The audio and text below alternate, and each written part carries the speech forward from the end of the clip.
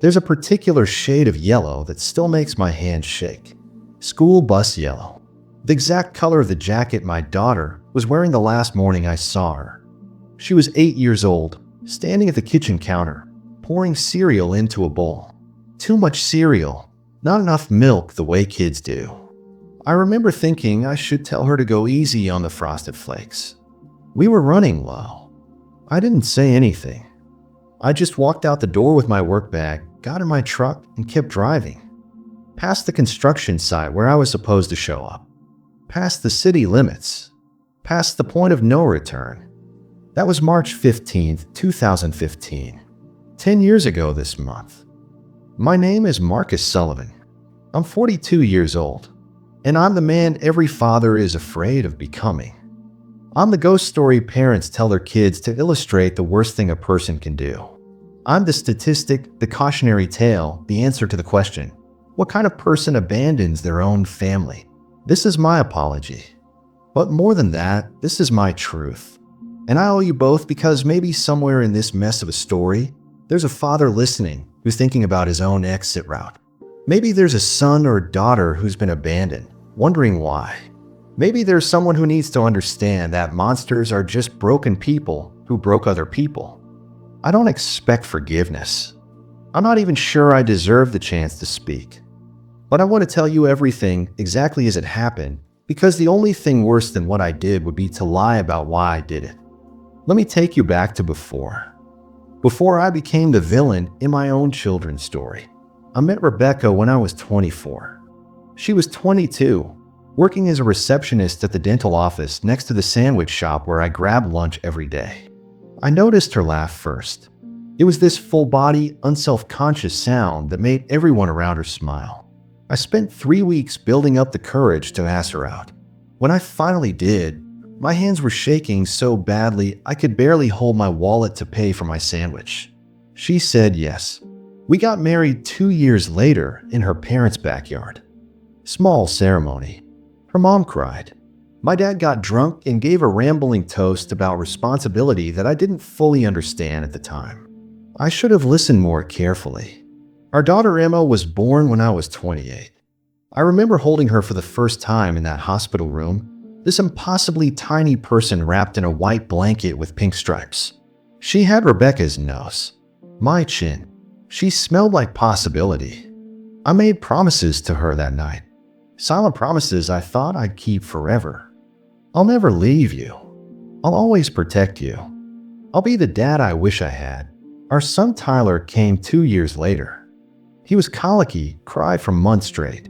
I'd walk him around the apartment at 3 in the morning, bouncing him gently, singing off-key lullabies I half remembered from my own childhood. Rebecca would wake up and find us on the couch, both of us finally asleep, Tyler's small fist wrapped around my finger. Those were good years. Not perfect, but good. We struggled with money. I was working construction, good pay, when there was work, nothing when there wasn't. Rebecca went back to work part-time when Tyler started preschool. We fought about bills, about whose turn it was to do the dishes, about whether we could afford to fix the car, or if we should just drive it until it died. Normal stuff. Marriage stuff. Life stuff. But there were signs. I can see them now, looking back with a clarity that only distance and regret can provide. I was drinking more. Not alcoholic level, I told myself. Just beer after work. Then beer before work. Then whiskey when the beer wasn't enough. Rebecca would say something. I'd promise to cut back. I'd be good for a week or two, then slip back into the same patterns. I was angry all the time. At my boss for cutting my hours. At Rebecca for what I perceived as nagging. At myself for not being the man I thought I should be. At my own father for dying before I could ask him how you're supposed to do this. How you're supposed to be a husband and a father when you barely know how to be a functioning adult. There was a moment, I remember it so clearly, when Tyler was 5 and Emma was 7. We were at the park. Tyler was on the swings, pumping his legs, yelling, "Look, Dad, look how high." Emma was climbing the jungle gym with a determination that both terrified and amazed me. Rebecca was sitting on the bench next to me, her hand in mine. She looked at me and said, "Are you happy, Marcus?" I said yes. I said, of course. I said I love you and the kids. What kind of question is that? But I was lying, and she knew it. I could see it in her eyes. This flicker of something, recognition maybe, or resignation. She squeezed my hand tighter and said, okay, just checking. That should have been the moment I got help. That should have been the moment I said, no, actually, I'm not okay. I'm drowning, and I don't know how to stop. But I didn't. I just sat there, watching my kids play, feeling like I was observing someone else's life through a window. The night before I left, we had a fight. Not a big one. That's what makes it worse somehow. If it had been this explosive, violent thing, maybe it would make sense. Maybe there'd be a clear before and after. But it was small. Stupid. Tyler had broken a glass in the kitchen. Rebecca asked me to clean it up because she was helping Emma with homework. I snapped at her. Said something about how I'd been working all day. Couldn't she just do it herself? She got quiet. That particular kind of quiet that's louder than yelling. I work too, Marcus, she said. Her voice was tired. Not angry, just tired. And I take care of the kids. And I take care of this house. And lately, I feel like I'm taking care of you too. I should have apologized.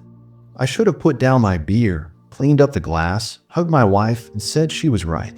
Instead, I went to the garage, sat in my truck, smoked a cigarette, told myself she didn't understand, couldn't understand the pressure I was under, the weight of being responsible for all of them. I was 32 years old, and I was already planning my escape. I just didn't know it yet. That night, I lay in bed next to Rebecca, both of us on our own sides of the mattress, not touching. I could hear her breathing. I knew she wasn't asleep. I almost said something. Almost reached across that 6 inches that felt like 6 miles. I didn't. The morning I left started ordinary. Achingly, heartbreakingly ordinary. I woke up at 6. Rebecca was already in the shower. I could hear the water running, hear her singing softly. Some pop song I didn't know the name of. I got dressed in the dark. Work boots, jeans, flannel shirt, the uniform of a man going to do an honest day's work. Emma padded into the kitchen at 6:30, still in her pajamas, rubbing sleep from her eyes. She climbed onto the chair at the counter, grabbed the cereal box. Tyler was still asleep. He'd had a nightmare the night before, ended up in our bed around 3, all elbows and knees, stealing the covers. Morning, Dad, Emma said. Her voice was still thick with sleep. Morning, sweetheart. Can you check my math homework? Mom said it's all wrong, but I think I'm right. Have Mom check it again. She's better at math than me. It wasn't true. I helped her with fractions just last week. But I said it anyway, this casual deflection, this small rejection that she'd remember later when she was trying to piece together whether there were signs that her dad was about to disappear. Rebecca came into the kitchen, hair wet, dressed for work. She looked at me, really looked at me, and I saw something in her face that I understand now, but didn't then.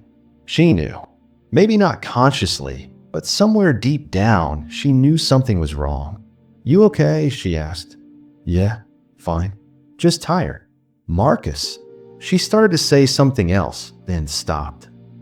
Be safe today. Always am. I kissed her. Quick, perfunctory. The kind of kiss you give out of habit, not love. She tasted like toothpaste and coffee. I walked over to Emma, kissed the top of her head. She was focused on her cereal, didn't look up. Love you. Love you too, Dad. 4 words. The last words my daughter said to me for 10 years. Love you too, Dad. Casual as ordering coffee. She had no idea she was saying goodbye. I grabbed my work bag, walked out the door, got in my truck, and I kept driving. You want to know what I was thinking? I'll tell you, even though it makes me sick to remember. I was thinking, I can't do this anymore.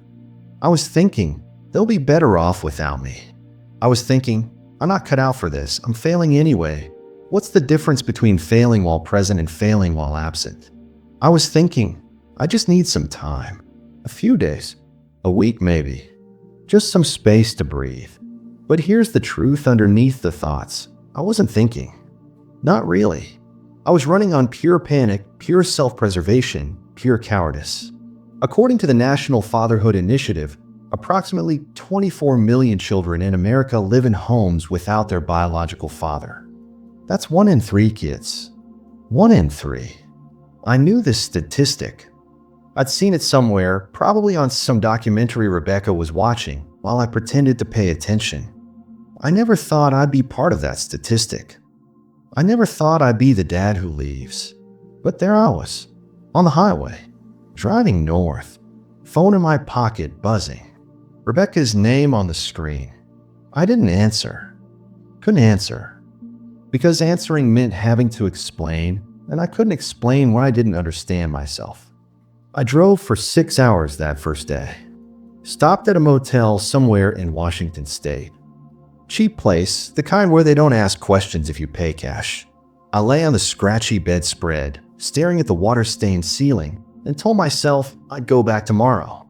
Tomorrow became the next day. Then the next week. Then the next month. I found work. Under-the-table construction jobs. Paid cash, no questions asked. Got a room in a boarding house. Sent money when I could, anonymous money orders to Rebecca's address. No explanation. Just money, as if money could make up for the absence of a father.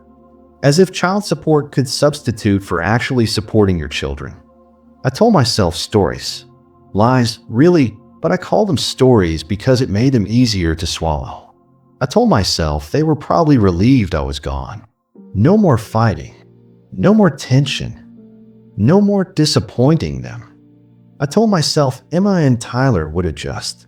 Kids are resilient, right? That's what everyone says. Resilient. What I didn't let myself think about was Emma's 8th birthday, which came 2 months after I left.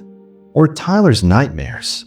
Or Rebecca trying to explain to 2 confused, heartbroken children why their dad had vanished. Or the school conferences she went to alone. Or the father-daughter dance Emma probably didn't go to. Or Tyler's first little league game, looking for me in the stands. I blocked it out. All of it. Drank when the guilt got too loud. Worked when the drinking wasn't enough. Moved when people started asking questions. Years passed. 1 became 2. 2 became 5. 5 became 10.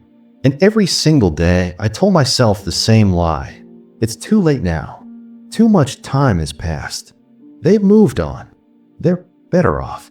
Here's what I didn't know, what I couldn't let myself imagine, what my absence actually did to them. I didn't know that Emma became the most responsible 8-year-old in her 3rd grade class.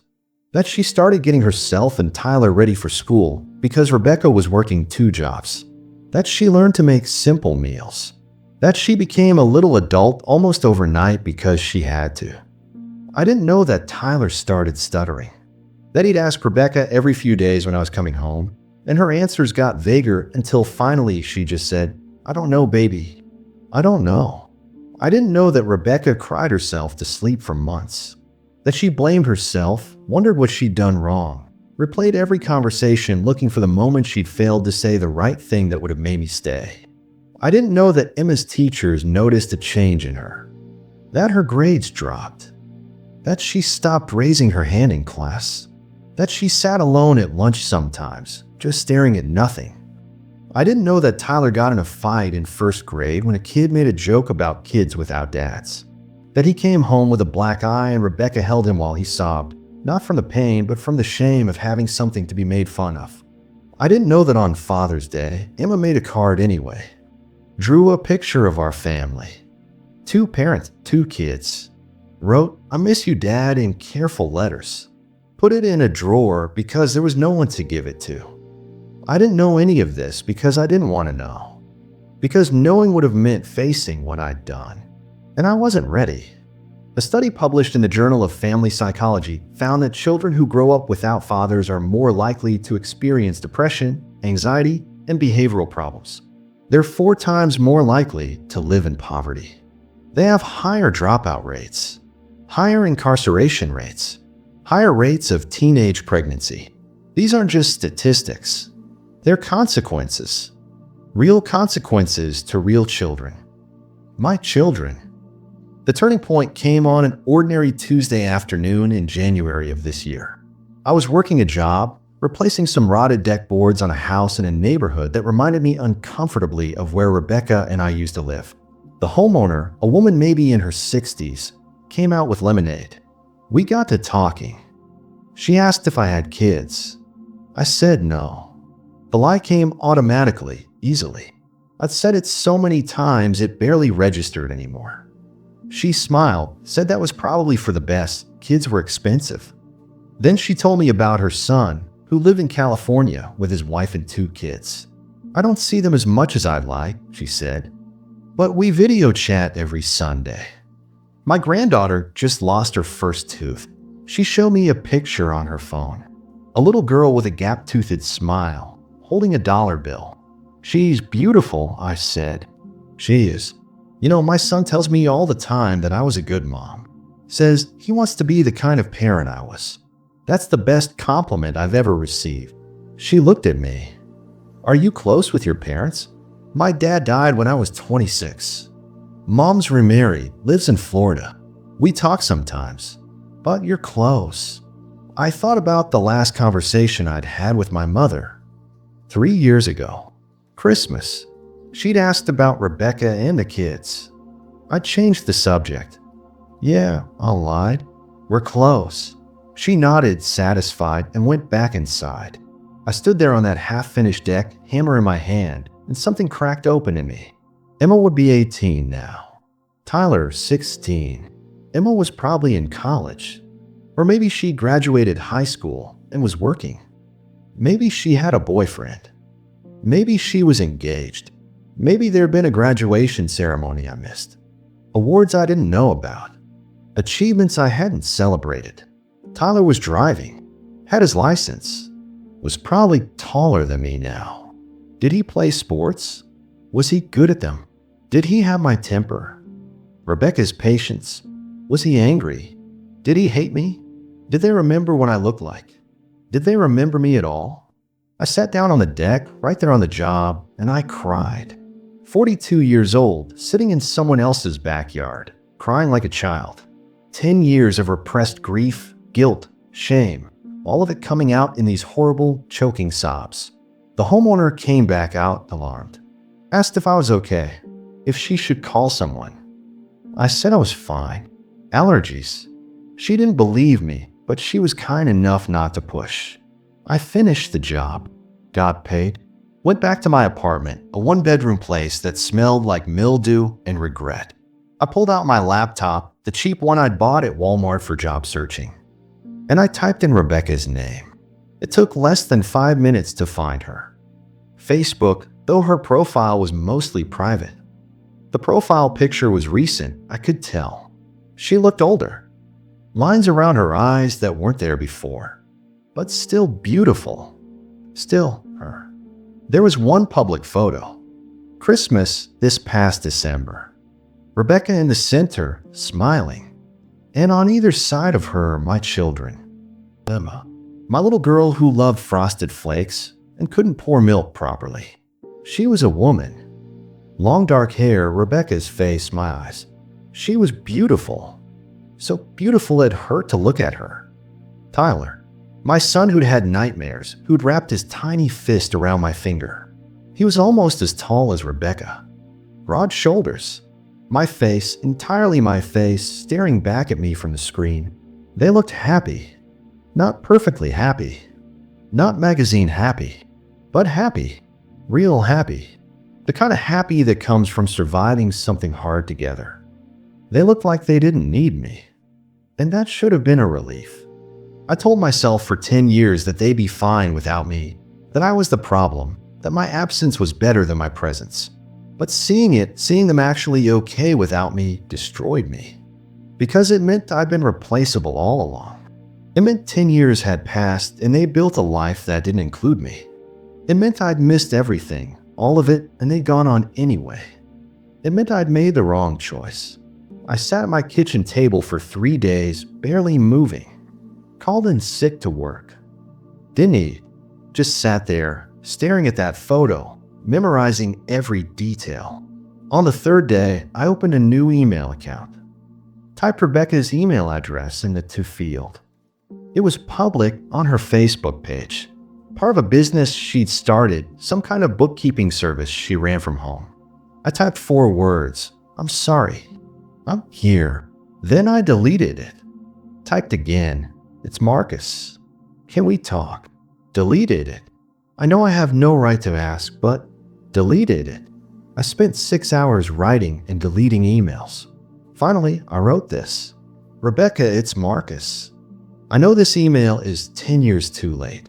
I know sorry doesn't even begin to cover what I owe you and Emma and Tyler. I left, and I've been gone, and there's no excuse for that. None. I'm not asking for forgiveness. I'm not asking to come back into your lives. I'm just asking for one chance to say what I should have said 10 years ago. One conversation. That's all. You can say no. You probably should say no. But I'm asking anyway. Marcus. I hit send before I could delete it again. Then I sat there, staring at the screen, feeling like I was going to vomit. She didn't respond for 2 weeks. Those were the longest 2 weeks of my life. Longer than the first 2 weeks after I left, when I was still telling myself I'd go back. Longer than any of the years I'd spent running. I checked my email every 10 minutes. Kept my phone on full volume in case she called. Barely slept. When I did sleep, I had nightmares. Emma and Tyler as children, calling for me unable to reach them. Rebecca's face the morning I left, asking if I was okay. I deserved the wait. I deserved worse than the wait. Finally, on a Thursday evening, my phone buzzed. An email. From Rebecca. My hands were shaking so badly I could barely open it. It said, Marcus, I've spent 10 years trying to explain to our children why their father left. I've told them every story I could think of. That you were sick. That you were struggling. That you loved them but couldn't stay. I made excuses for you because I couldn't stand to see them hurt. But the truth is simpler and harder than any story I could tell. You chose to leave. You chose to keep leaving every single day for 10 years. Emma cried herself to sleep asking what she did wrong. Tyler thought if he was better behaved, you'd come back. I went to therapy. I put them in therapy. We survived. I want you to understand that. We survived without you. Not because of you. Despite you. So yes, I'll give you one conversation. Not for you. For them. Because they deserve to hear whatever pathetic explanation you have directly from you. And then you will leave us alone. Is that clear? If you agree, I'll arrange a time and place. But let me be absolutely clear. If you disappoint them again, if you make promises you won't keep, if you hurt them one more time, I will make sure you understand exactly what you took from us. Rebecca. I read it 17 times. She had every right to say worse. She had every right to tell me to go to hell. But she said yes. She said yes. We met at a coffee shop. Neutral territory. Public place. Rebecca's rules, and they were good rules, smart rules, rules designed to protect everyone including me. I got there 30 minutes early. Ordered coffee I couldn't drink. Sat in the back corner watching the door. She walked in at exactly 2 o'clock. 10 years. It had been 10 years since I'd seen her in person. The photo on Facebook hadn't prepared me. She was thinner. Her hair was shorter. She moved differently, more carefully, like someone who'd learned not to expect good things. She saw me, walked over, sat down across from me without saying hello. We looked at each other. You look terrible, she said finally. I am terrible. That's not what I meant. I mean, you look like you've been sleeping in your truck. Sometimes I do. Did, when I couldn't afford rent. She didn't respond to that. Didn't offer sympathy or judgment. Just looked at me with these eyes that had once looked at me with love and now looked at me like I was a stranger. Which is exactly what I was. Why did you leave? She asked. Not how are you? Not where have you been? Why did you leave? I practiced this answer for 2 weeks. Had a whole speech prepared about depression and panic and not knowing how to ask for help. About my own father dying and not having a model for what a good dad looked like. About feeling like a failure, about the drinking, about the weight of responsibility crushing me. All that was true. But sitting there, looking at the woman I'd loved and abandoned, the mother of my children, the person who'd held our family together while I destroyed it, none of those words came out. What came out was, "I don't know." She laughed. It was a bitter sound. "You don't know." I mean, I have reasons, excuses, explanations. But the truth is, Rebecca, I don't know why one morning felt different than all the others. I don't know why that was the day I couldn't make myself walk back into that house. I was drowning, and instead of asking for a life raft, I just let myself sink. You didn't sink, Marcus. You swam away. There's a difference. She was right.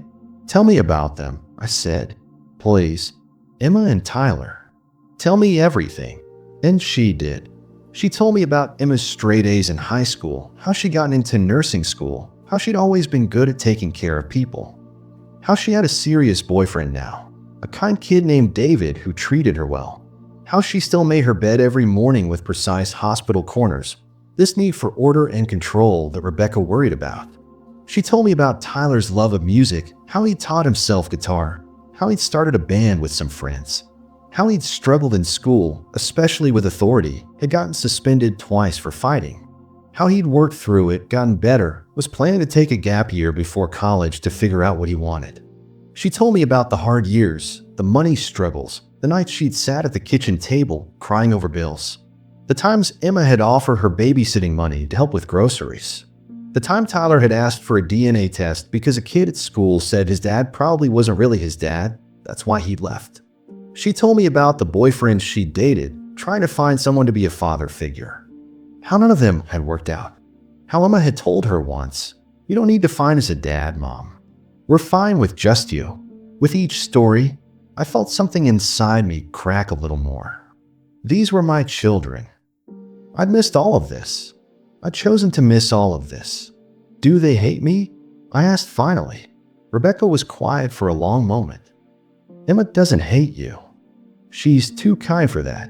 She's made peace with your absence. She'll tell you she's fine, and she mostly is. But I see the way she flinches when Father's Day comes up. The way she leaves parties early on her birthday because it makes her sad. And Tyler's angry. He won't admit it, but he is.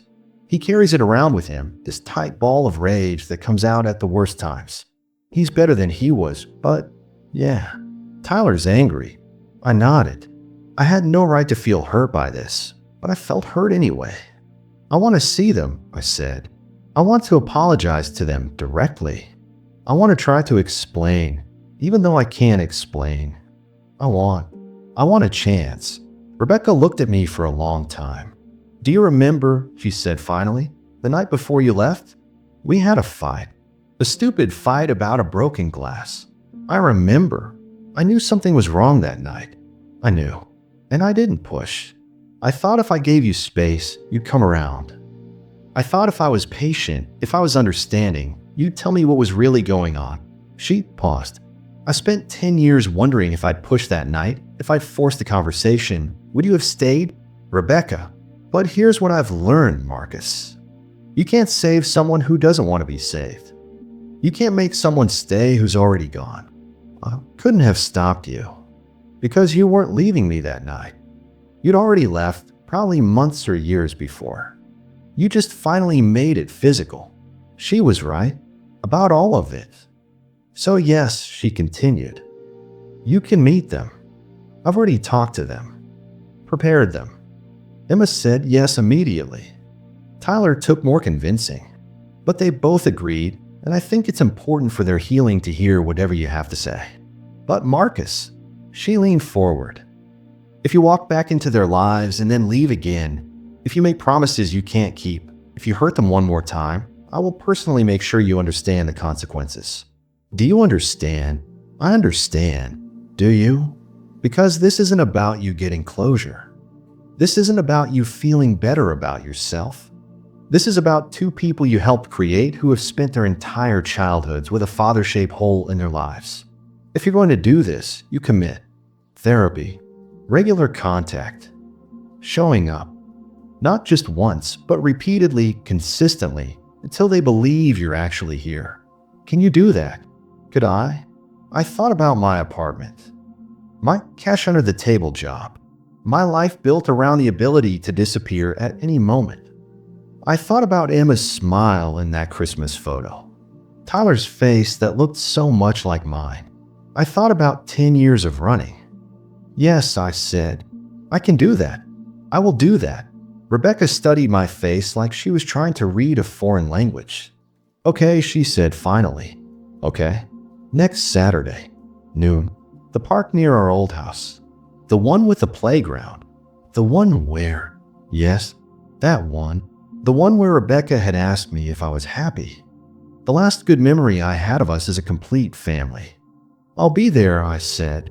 You better be. She stood up, started to walk away, then turned back. Marcus, I hope you've changed, for their sake and yours. But if you haven't, if you're still the man who walked out that door 10 years ago, please don't come Saturday. Please just let us keep the peace we've built. Then she left, and I sat in that coffee shop, my cold coffee forgotten, and I made a choice. The choice I should have made 10 years ago. I chose to stay. The week leading up to Saturday was the longest and shortest week of my life. I quit my cash job, told the guy I worked for I needed to get right with some people. He understood, paid me what he owed, shook my hand. Good luck, he said. Takes guts to face what you've been running from. I found a therapist. Not the fancy kind with a leather couch and degrees all over the wall.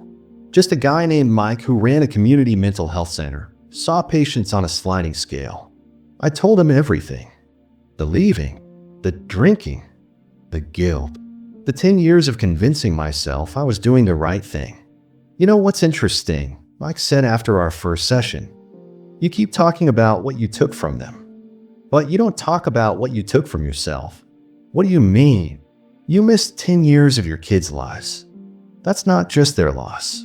That's your loss. You don't get that back. You don't get to replay Emma's first date or Tyler's first concert. You don't get those moments. You chose that loss for yourself. He was right. I've been so focused on the damage I'd done to them, I hadn't let myself feel the damage I'd done to myself. I cried in Mike's office. Again. Seemed like all I did anymore was cry.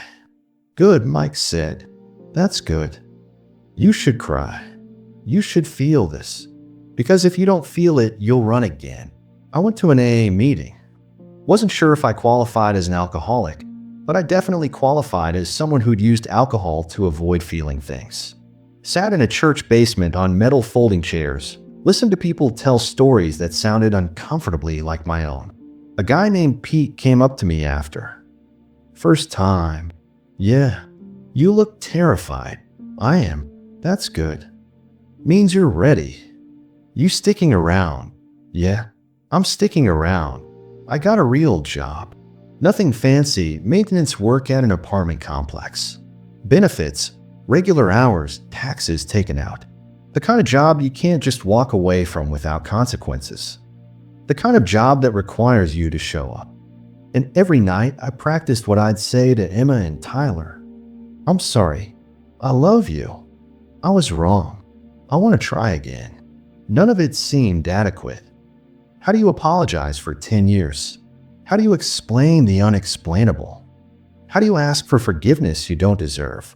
Saturday arrived. I got to the park at 11:30. The same park where Rebecca had asked if I was happy. The playground had been updated, new equipment, brighter colors. But the bench was the same. The one where we'd sat that day. I sat on that bench and waited. At exactly noon, Rebecca's car pulled into the parking lot. 3 people got out. My breath stopped. Emma was tall, taller than I'd imagined. She was wearing jeans and a green sweater, her dark hair pulled back in a ponytail. She moved with purpose, like someone who'd learned to be self-sufficient. Tyler was broader than me, filled out, no longer the little boy I'd left but a young man. He was wearing a band t-shirt I didn't recognize, hands shoved in his pockets, face carefully blank. Rebecca stayed by the car. This wasn't her conversation to have. Emma and Tyler walked toward me, slowly, like they were approaching something dangerous. I stood up. My legs felt weak. They stopped about 10 feet away. We looked at each other. "Hi," I said finally. My voice cracked. Thank you for coming. I know you didn't have to." Emma spoke first. "Hi, Dad." Her voice was steady, controlled. The voice of someone who'd rehearsed this moment. Tyler said nothing. "Can we sit?" I asked. Emma nodded. She sat on one end of the bench. Tyler remained standing for a moment, then reluctantly sat on the other end, leaving the middle space empty. I sat in that middle space, equidistant from both of them, close enough to touch but with a gap that felt infinite. "I don't know where to start," I said. "How about with why?" Tyler's voice was hard, angry, just like Rebecca said. "Okay, why?" I took a breath.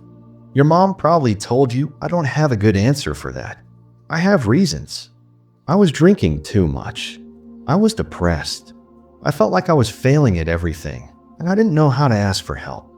I watched my own dad die without ever learning how to be a good father myself. All of that's true, but none of it's an excuse. The real answer is I was a coward. I was scared, and instead of facing that fear, I ran. For 10 years. Tyler's voice was sharp as a knife. For 10 years. Did you ever think about us? Emma asked. Her voice was softer than Tyler's, but I could hear the pain underneath.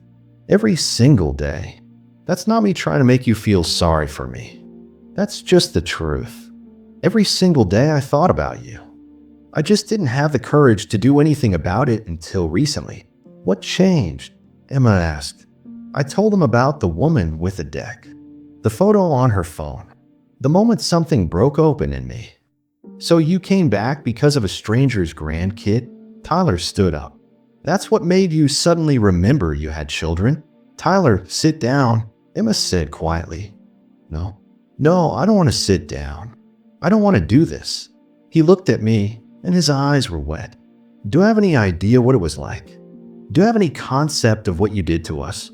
No, not really. I can imagine, but you can't imagine. You can't. I was 6 years old. 6. And one day my dad just disappeared. And I thought it was my fault. I thought if I'd been better, if I'd been quieter, if I'd gotten better grades, if I'd been a better kid, you would have stayed. Tyler, it was never your fault. I know that now. I'm 16. I'm not a child anymore. I know logically that it wasn't my fault. But tell that to the 6-year-old who still lives inside me. Tell that to the kid who got in fights because other kids made jokes about not having a dad. Tell that to the kid who used to lie awake at night making up stories about where you'd gone. That you were a spy. That you were protecting us from danger. That you'd come back with presents and explanations and everything would be okay. He was crying now. My son was crying, and I had done this to him. Tell that to the kid who finally realized none of those stories were true. That the truth was just simple and horrible. My dad didn't want to be my dad anymore. That's not true, I said. I always wanted to be your dad. I just didn't know how to be a good one. Then you should have learned. Tyler was shouting now.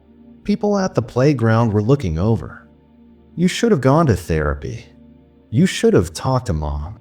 You should have done literally anything except abandon your family. Tyler. Emma stood up, put her hand on his arm. Breathe. I don't want to breathe. I want to be angry.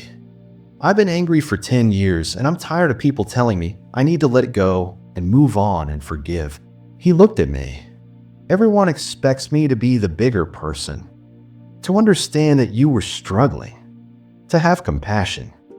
But I was 6. I didn't get to choose whether to have compassion. I just got to be abandoned. He was right about everything. You're right, I said. You're absolutely right. I should have done all of those things. I should have gotten help. I should have talked to your mom. I should have stayed. And I can't change that I didn't. I can't give you back those 10 years. I can't undo the damage I did. All I can do is tell you that I'm sorry, that I was wrong, and that I want to try to be here now. If you'll let me. Why should we let you? Tyler asked. Why should we believe you won't just leave again? You shouldn't. I haven't earned your trust, but I'm asking for the chance to earn it back. However long that takes. Tyler shook his head. I can't do this. I'm sorry, I thought I could, but I can't. He looked at Emma. I'll be in the car. He walked away. Fast, angry strides. I watched him go, watched my son disappear just like I disappeared from him. Emma sat back down. She was composed, eerily calm. Too calm, like she'd learned to control her emotions so completely they become inaccessible. He'll come around, she said. Maybe. I don't know. He's been angry for a long time. He has every right to be. Yeah, he does. She looked at her hands. I was 8 when you left. I remember that morning perfectly. You kissed the top of my head. You said, love you. I was eating cereal. I didn't even look up. I thought I'd see you that night at dinner. That's what kills me sometimes. I didn't know it was goodbye. I'm so sorry, Emma. I know you are. Mom told me you sent money. Anonymous money orders. I did. I know that doesn't. It helped. It did. We would have been in much worse shape without it. But you know what I needed more than money? I needed my dad. I needed someone to help me with fractions, to scare away the boys I dated, to teach me how to drive, to walk me to my first day of high school, to tell me I was doing okay. Her voice cracked on that last part. I became the parent, she continued. I took care of Tyler. I helped Mom with bills, with groceries, with keeping everything together. And I was good at it. I'm still good at it. I'm in nursing school because I'm good at taking care of people. But sometimes I wonder who I would have been if I'd gotten to just be a kid. If I hadn't had to grow up when you left. I wanted to hug her. I wanted to pull her close and tell her she should have gotten to be a kid. But I couldn't. I didn't have the right. You should have gotten to be a kid, I said instead. Yeah, I should have. She wiped her eyes quickly. But I wasn't. And I can't go back and change that. None of us can. No, we can't. So here's what I need to know, Dad. And I need you to be completely honest with me. Are you here because you want to be? Or are you here because you feel guilty? It was a fair question. A hard question. Both, I said honestly. I feel guilty. I should feel guilty. But I'm also here because I want to know you. The real you, not the 8-year-old I left. I want to know who Emma is now. What she likes, what she's scared of, what she dreams about. I want to be part of your life, if you'll let me. Not as a replacement for the dad I should have been. I can't be that, but as something. Whatever you're willing to give me. She was quiet for a long time. I have a boyfriend, she said finally. David. We've been together for 2 years. He's good to me. Patient. He knows about you. About what happened. He's been really supportive. That's good. I'm glad you have someone like that. He asked me last month what I'd say if you ever came back. If you ever tried to apologize. She looked at me. Want to know what I told him? What? I told him I didn't know. That I'd played out that scenario 1,000 times in my head and I never knew what I'd say. Sometimes in my fantasies, I told you to go to hell. Sometimes I forgave you immediately. Sometimes I just cried. Sometimes I walked away. She paused. But sitting here now, actually doing this, I realize none of those fantasies prepared me for how complicated this feels. Complicated how? Because I'm angry at you. But I also missed you. Because you hurt me. But you're still my dad. Because I want to tell you to leave and never come back. But I also want to tell you everything that's happened in the past 10 years. All of it at once. I understood that. God, I understood that. I want to tell you something, Emma said. And I need you to just listen. Okay. When I was 14, I had my first panic attack. Middle of English class. Couldn't breathe, thought I was dying. They called an ambulance. Mom met me at the hospital. And the whole time, while they were checking my heart, taking my blood pressure, All I could think was, I wish my dad was here. Not you as you were. Not the dad who left, but the dad I'd made up in my head. The dad who would hold my hand and tell me it would be okay. She was crying now, silently, tears running down her face. The therapist said it was trauma, that my body had been holding all the stress and grief, and it had to come out somewhere. She said panic attacks were common in kids who'd experienced abandonment. She taught me breathing exercises, coping strategies, and they felt. They did. But sometimes when I'm having a panic attack, I still wish for that imaginary dad, the one who stayed. I was crying too now. I can't be that dad, I said, the imaginary one. I'm just me, flawed and broken and trying to be better. But I'm here now. And if you're willing, I'd like to try to be the real version. Not perfect, but present. Emma nodded slowly. I need time to figure out what that looks like, what I'm comfortable with, what I can handle. Take all the time you need, and I need you to understand something. I'm not going to pretend the past 10 years didn't happen. I'm not going to act like everything's fine and we're a normal family. We're not. We might never be. I know.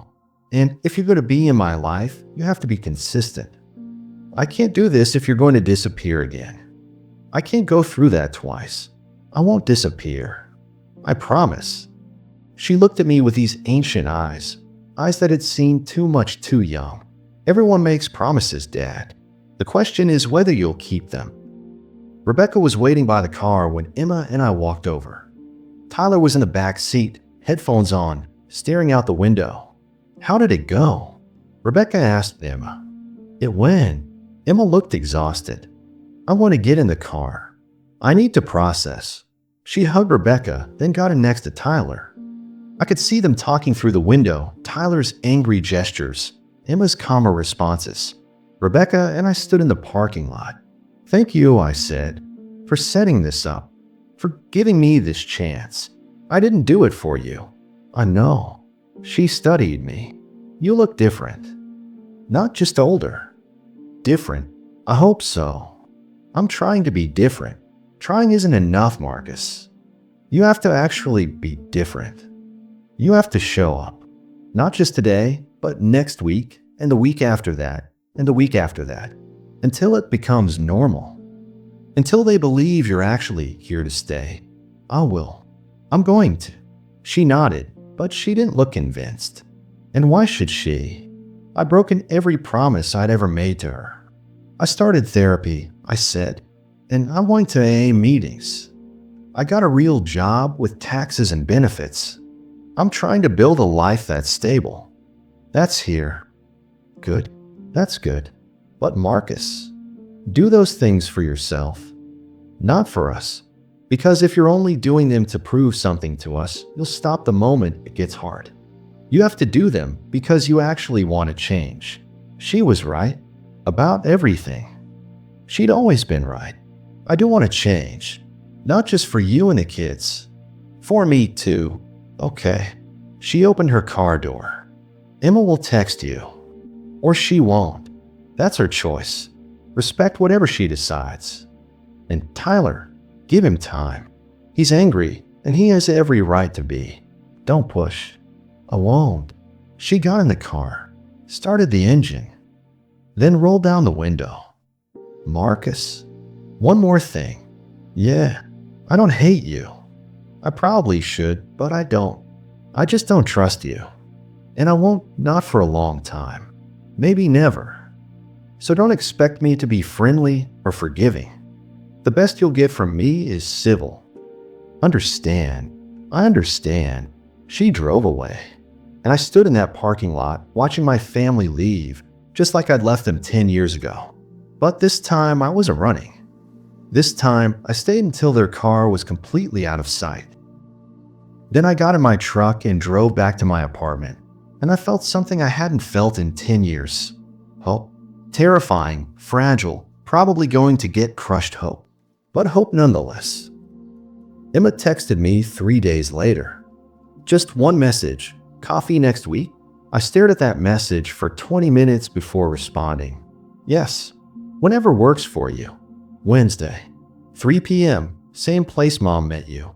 I'll be there. And I got there at 2:30. Ordered coffee. Waited. She arrived at 3 exactly. She was always punctual. I was learning. Probably because she'd had to be responsible for so long. We sat. It was awkward. We made small talk about the weather, about her classes, about nothing important. Then she said, "Tell me about your life. The past 10 years. I want to know where you were. What you did." So I told her. Everything. The motels and boarding houses. The cash jobs. The drinking. The guilt. The way I'd convinced myself they were better off without me. The years I'd spent running. I didn't sugarcoat it. Didn't try to make myself look better. Just told her the truth. She listened without interrupting. When I finished, she said, "You were in Washington this whole time?" "Mostly. Oregon for a while. Never more than a few hours drive from here." "You were that close?" She looked hurt. "You were that close and you never came back?" "I know. I'm sorry." "Stop saying you're sorry." "I know you're sorry. Sorry doesn't change anything." She was right. We sat in silence for a while. "I'm seeing a therapist," I said finally. "He's helping me understand why I ran. Doesn't excuse it, but it helps to understand it." "What does he say?" "That I was running from myself more than from you guys. That I couldn't face the person I was becoming, so I just left. Started over somewhere I could pretend to be someone else." "Did it work?" "The pretending? No, not really. I could pretend during the day, when I was working, when I was around other people. But at night, alone, I always knew who I really was. The man who walked away from his family." Emma was quiet. "Can I ask you something?" she said finally. "Anything. Did you ever think about coming back?" "Before this year, all the time, especially the first few years. I get in my truck, start driving toward home, then turn around. Tell myself it was too late, that I'd done too much damage, that showing up would just make things worse. Would it have? Made things worse? I don't know. Maybe. Or maybe if I'd come back after 6 months instead of 10 years, there would have been a chance to fix things. I'll never know." She nodded. "Tyler's not ready to see you again." "Not yet. I know. Your mom said to give him time. He's angrier than I am. He holds on to things. But he'll come around. Eventually. Probably." She paused. "I can't promise he will. But I think he will. I'll wait however long it takes. You keep saying that. That you'll wait. That you'll be here. That you'll do whatever it takes. But words are easy, Dad. You said you loved us before you left. You said, 'See you tonight,' and then you never came back. So forgive me if I don't believe your words anymore." "Fair. You're right. Words don't mean anything at this point. So I won't make any more promises. I'll just show up. And hopefully, eventually, my actions will mean something." She looked at me for a long time. "I'm going to give you my number," she said. "And I want to let you text me. Not every day. I'm not ready for that.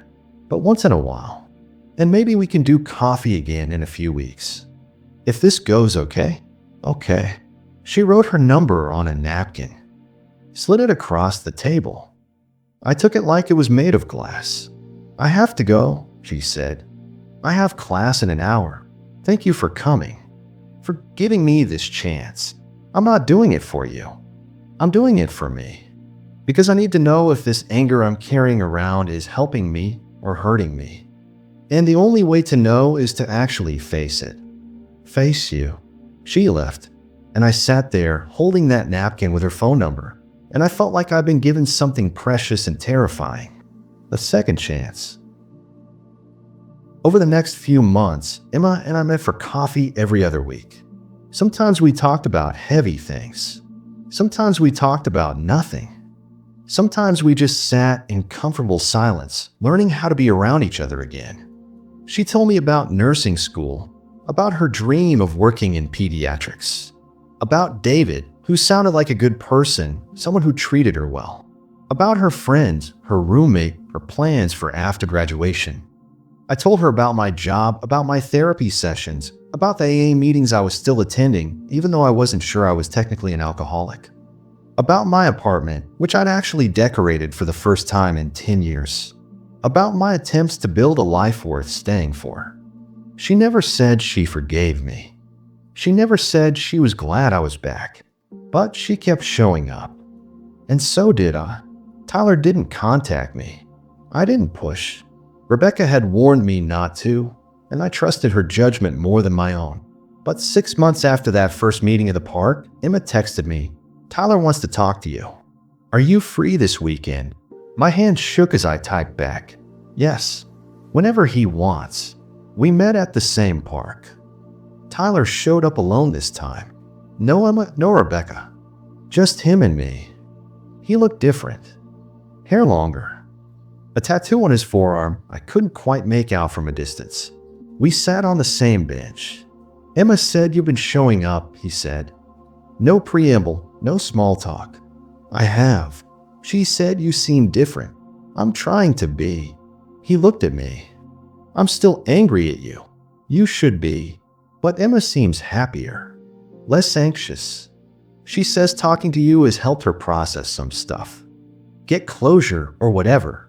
He paused. "So I guess what I'm saying is, if seeing you helps Emma, then I can tolerate you existing in our lives." It wasn't forgiveness. It wasn't even close. But it was something. "Fair enough," I said. "But I don't want a father-son relationship with you. That ship has sailed. You're not my dad anymore. You're just Marcus, some guy my mom used to be married to." Is that clear? It hurt. But he had every right. Crystal clear.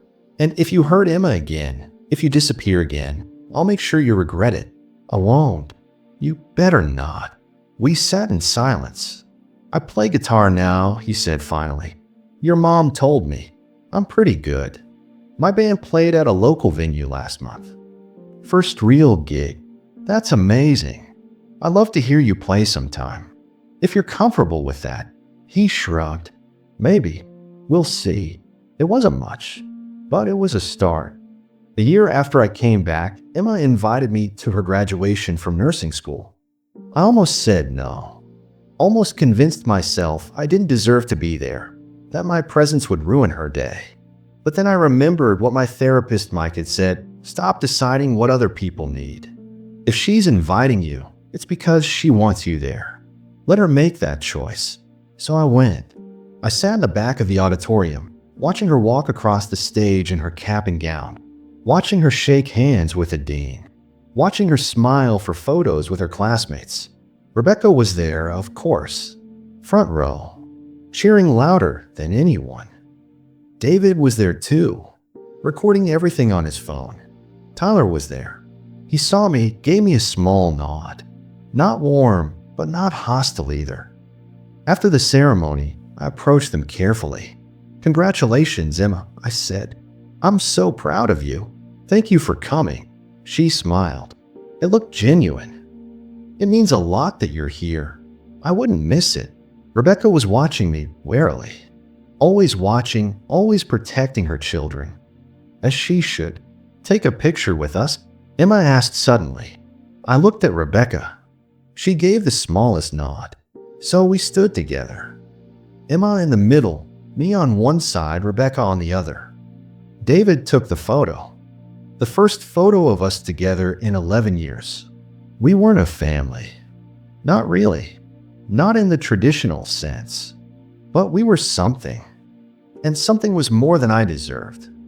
I want to tell you that everything worked out perfectly. That Tyler and I became best friends. That Rebecca forgave me. That Emma calls me dad without hesitation now. But that's not how real life works. Tyler still keeps me at arm's length. We text occasionally, mostly about music. He came to one of my AA meetings once, said he wanted to understand what I was working on. We don't have deep conversations. Maybe we never will. Rebecca is civil, polite. We co-parent from a distance, discussing Emma and Tyler when necessary, but we're not friends. We probably never will be. The trust once shattered can't be rebuilt. Emma and I have coffee every week now, sometimes twice a week. She tells me about her job at the children's hospital, about the kids she cares for, about the parents she comforts. She's extraordinary at it, this daughter of mine. She has such capacity for compassion, even after everything I did to her. She doesn't call me Dad very often. Usually it's just you or my first name. But once in a while, when we're laughing about something or she's telling me a story, she'll say Dad naturally, and my heart stops for a second. I don't deserve that. I know I don't. But I'm grateful for it anyway. There's a quote by Viktor Frankl that my therapist introduced me to.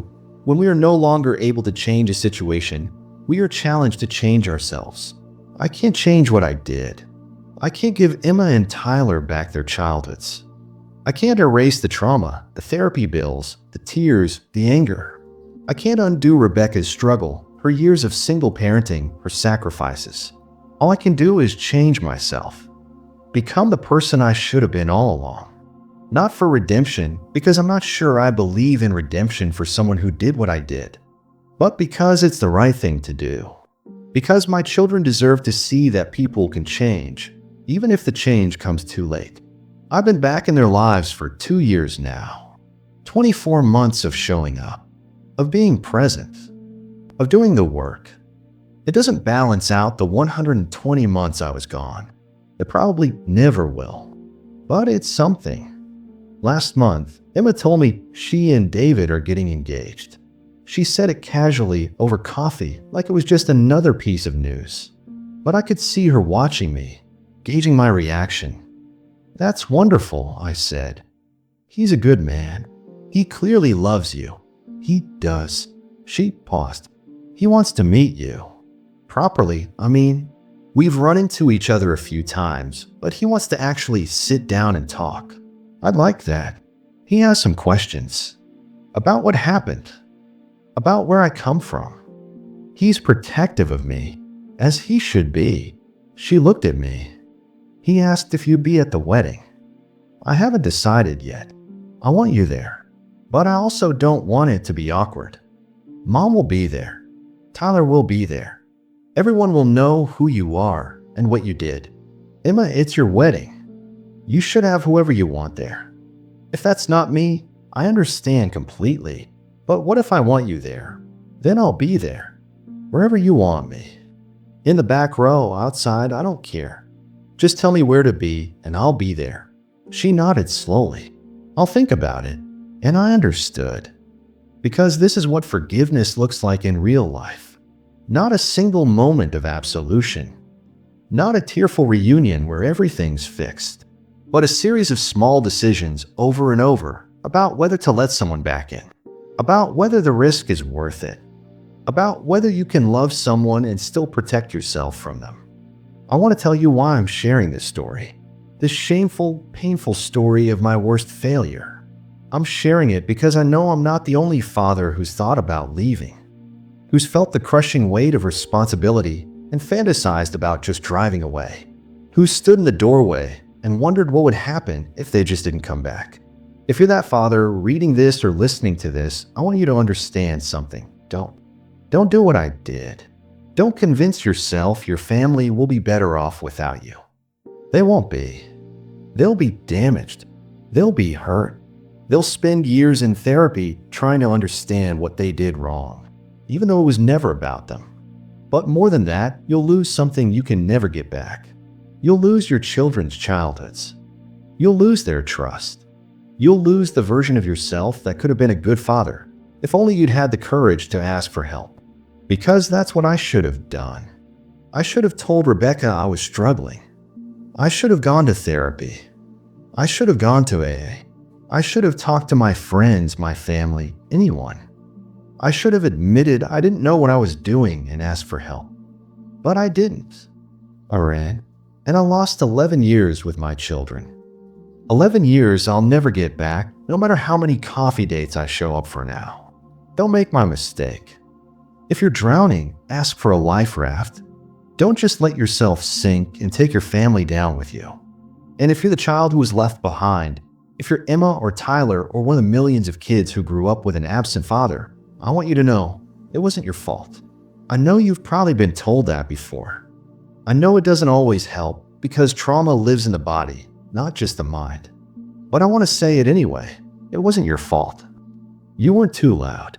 You weren't too needy. You weren't too expensive or too difficult or too anything. Your father left because of his own pain, his own fear, his own inability to face himself. Not because of anything you did or didn't do. And if your father comes back like I did, you get to decide what that looks like. You don't owe him forgiveness. You don't owe him a relationship. You don't owe him anything. But if you want to try, if you want to see if there's something salvageable, that's okay too. It doesn't make you weak or disloyal to the child you were. It just makes you human. There's a specific shade of yellow that still makes my hand shake. School bus yellow. But now, instead of it being just a memory of the morning I left, it's also a reminder. A reminder that Emma wore yellow the day I walked away. A reminder of what I almost lost forever. I keep that memory close. Not as punishment, though I probably deserve that, but as motivation. On the days I want to skip therapy, or miss an AA meeting, or stop showing up for coffee with Emma, I remember that yellow jacket. I remember my daughter standing at the kitchen counter, pouring too much cereal into a bowl. And I remember that I've been given something incredibly rare, a second chance. Not a complete do-over.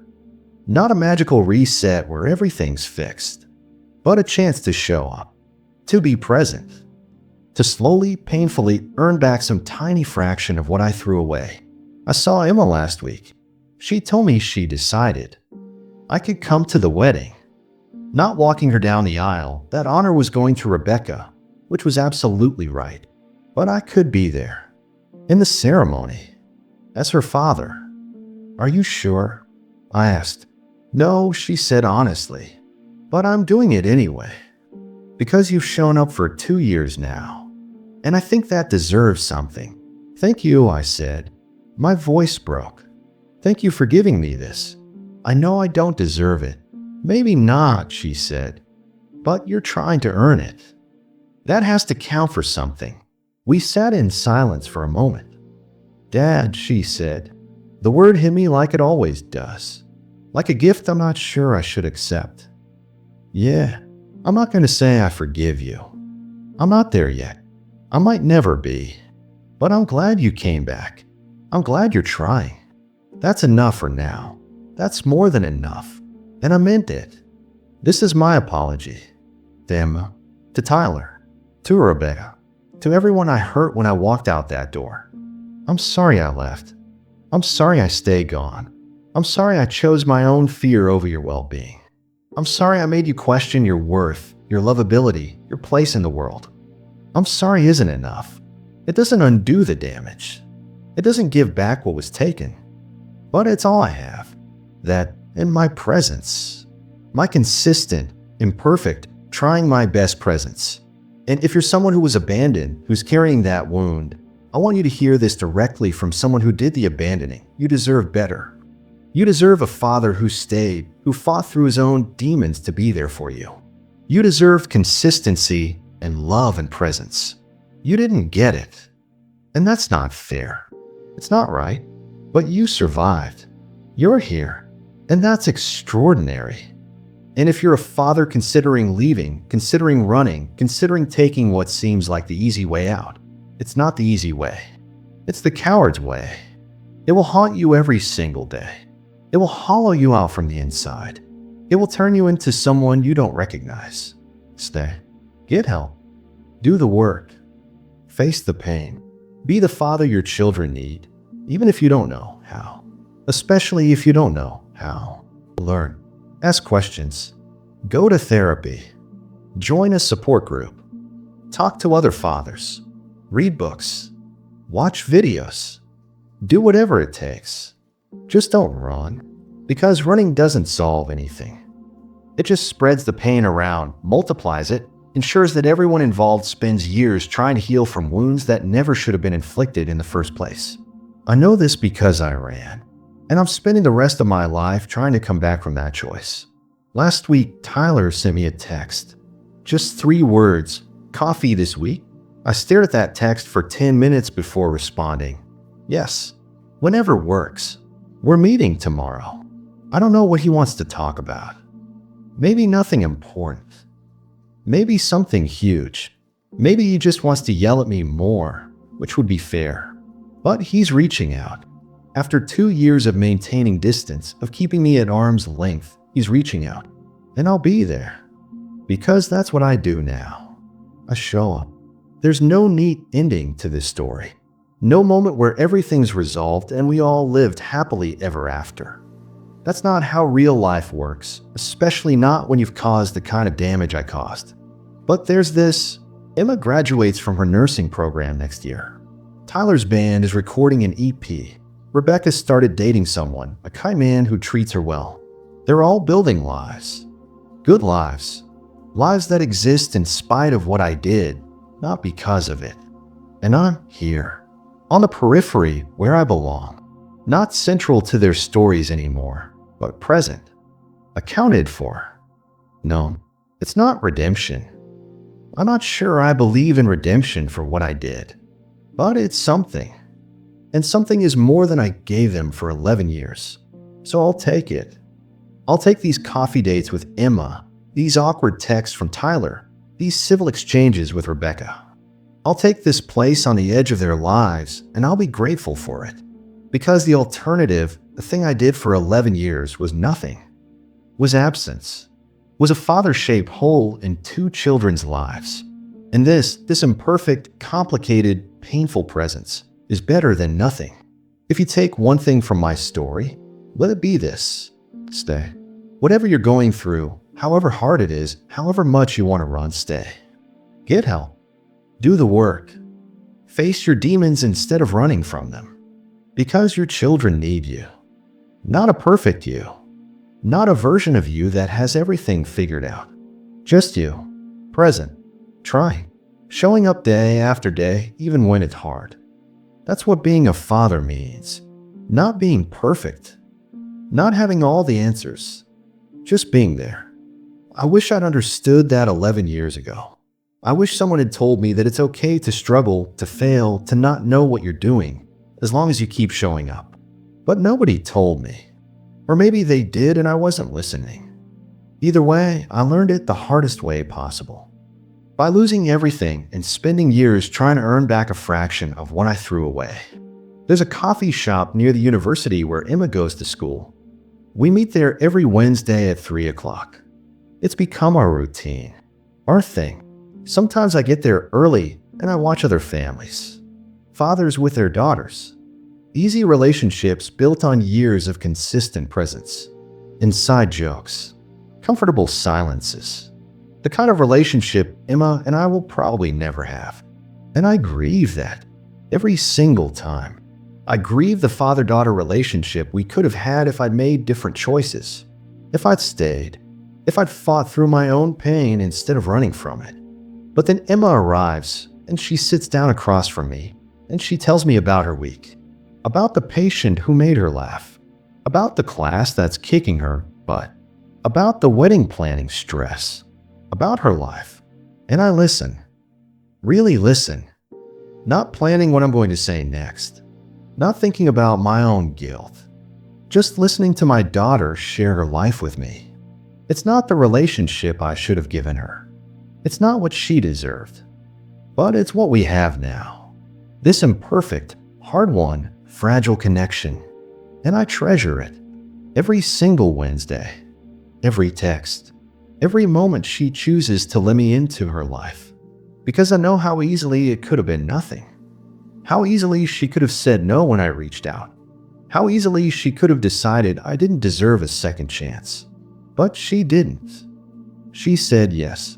She gave me this opportunity to show up, to be present, to try to be something resembling a father. And that's grace I never earned and don't deserve.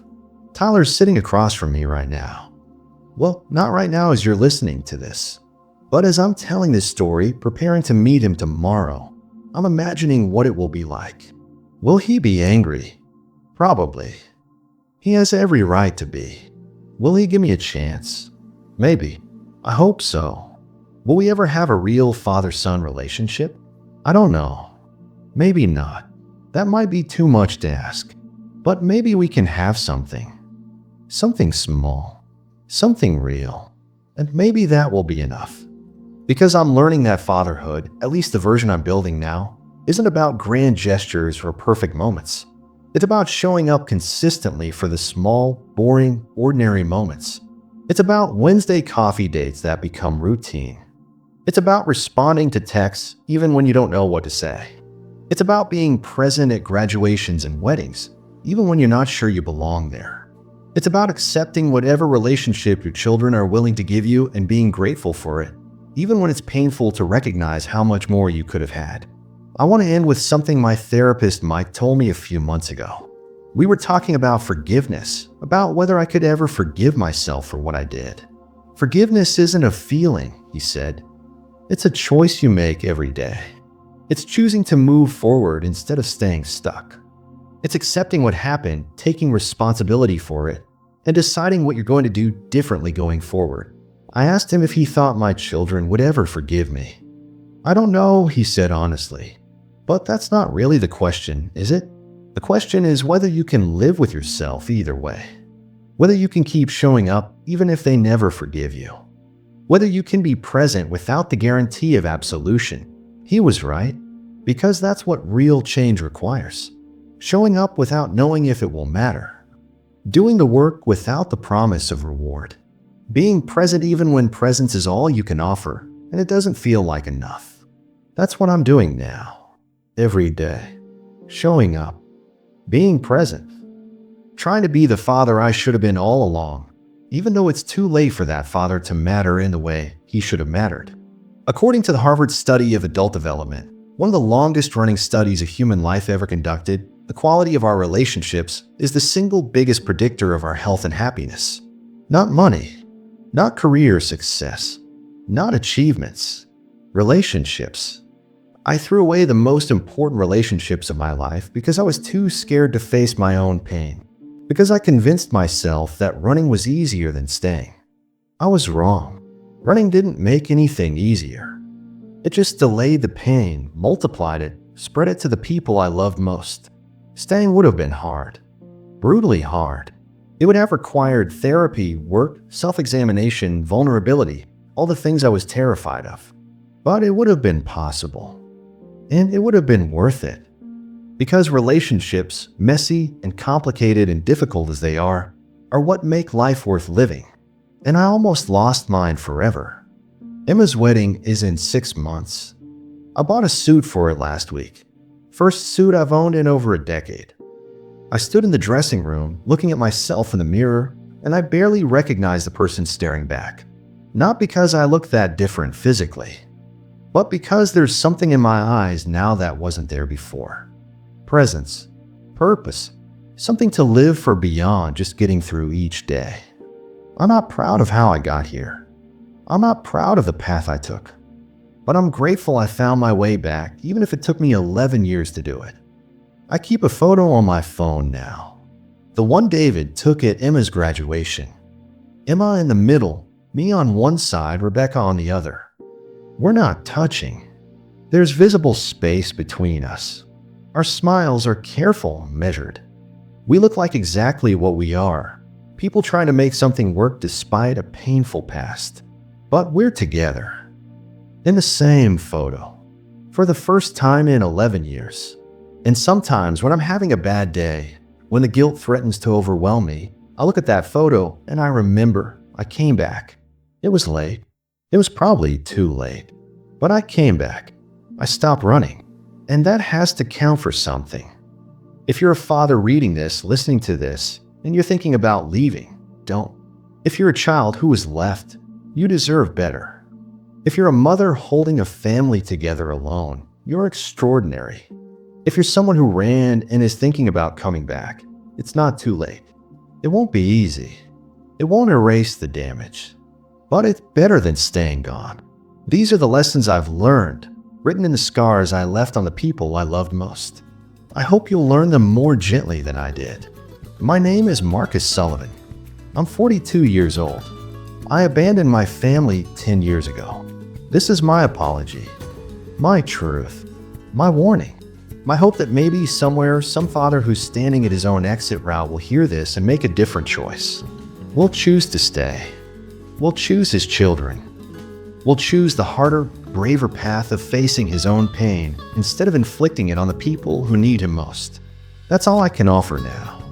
My story, my shame, my desperate attempt to turn my worst mistake into something that might help someone else avoid making the same one. And to Emma and Tyler, if you're somehow listening to this, I love you. I always loved you, even when I was too much of a coward to show it. And I will spend the rest of my life trying to prove that love through actions, not words. Because words, as you've taught me, mean nothing without the presence to back them up. I'm here now. I'll be here tomorrow. And the day after that. And every day you'll let me.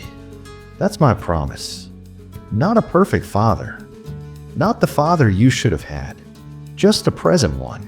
Finally.